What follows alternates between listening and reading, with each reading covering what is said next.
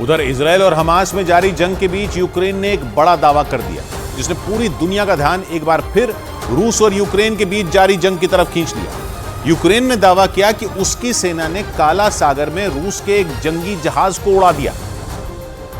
और यूक्रेन के रक्षा मंत्रालय ने दावा किया कि उसकी सेना ने क्राइमिया के पास काला सागर में तैनात रूस के एक जंगी जहाज को निशाना बनाया, जिससे रूस को भारी नुकसान हुआ। काला सागर में रूस की नौसेना का एक ताकतवर बेड़ा तैनात है, जिसका काम यूक्रेन के समुद्री तट पर नजर रखना और क्राइमिया की सुरक्षा करना है। दावा किया गया कि यूक्रेन ने रूस के इस नेवल बेस पर हमले के लिए स्टॉर्म शैडो मिसाइलों का इस्तेमाल किया। यूक्रेन को ये मिसाइलें ब्रिटेन और फ्रांस ने दी हैं। लेकिन यूक्रेन ने सिर्फ काला सागर में नहीं बल्कि क्राइमिया में भी बड़ा हमला कर दिया।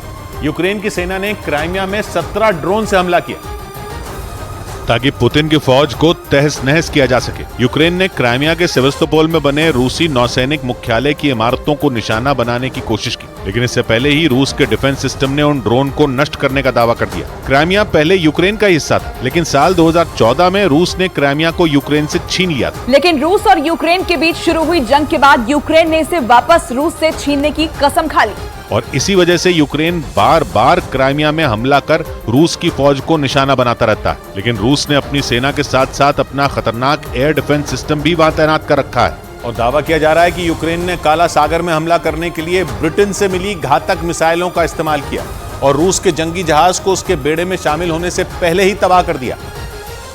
और दावा किया गया कि यूक्रेन ने इस हमले में ब्रिटेन से मिली स्टॉर्म शैडो मिसाइलों का इस्तेमाल किया। यूक्रेन को ये मिसाइलें ब्रिटेन और फ्रांस ने दी। इस मिसाइल को ब्रिटेन और फ्रांस ने मिलकर बनाया है। आमतौर पर इसे हवा से लॉन्च किया जाता है। इस मिसाइल से 250 किलोमीटर की दूरी तक सटीक निशाना लगाया जा सकता है। इसका वजन 1300 किलो है और ये 5 मीटर लंबी होती है। स्टॉर्म शैडो की स्पीड 950 किलोमीटर प्रति घंटा तक हो सकती है और ये मिसाइल अपने साथ 450 किलो विस्फोटक ले जा सकती है। ब्रिटेन और फ्रांस ने ये मिसाइलें एक शर्त के साथ यूक्रेन को दी थी। शर्त ये थी कि इनका इस्तेमाल केवल यूक्रेन की सीमा में ही किया जाएगा। लेकिन रूस का आरोप है कि इन मिसाइलों का इस्तेमाल कर रूस के कुछ शहरों और क्राइमिया को भी निशाना बनाने की कोशिश की गई। हालांकि ज़ेलेंस्की न तो रूस के शहरों पर हमले की बात को सही मानते हैं और न ही क्राइमिया को रूस का हिस्सा।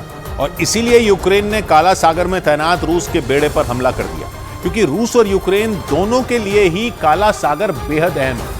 काला सागर के जरिए ही यूक्रेन के बंदरगाहों से अनाज का निर्यात किया जाता था, जिसके लिए यूक्रेन और रूस के बीच काला सागर अनाज समझौता हुआ था, जिसके तहत काला सागर में फंसे अनाज से भरे जहाज निर्यात के लिए वहां से निकलते थे और इस दौरान रूस की सेना यूक्रेन के बंदरगाहों पर हमला नहीं करती थी। ये समझौता ओडेसा समेत काला सागर के किनारे 3 बंदरगाहों से अनाज के निर्यात के लिए हुआ था। लेकिन पश्चिमी देशों के प्रतिबंध से भड़के पुतिन ने ये डील तोड़ दी, जिसकी वजह से यूक्रेन का कारोबार पूरी तरह बंद हो गया। ऐसे में यूक्रेन काला सागर पर हमला कर अपने बंदरगाहों पर कब्जा पाना चाहता है, ताकि वो एक बार फिर अपने अनाज का निर्यात कर सके, क्योंकि काला सागर के आसपास बने ज्यादातर बंदरगाह रूस के कब्जे में और रूस ने इन सभी बंदरगाहों पर अपनी सबसे घातक मिसाइलें तैनात कर रखी हैं।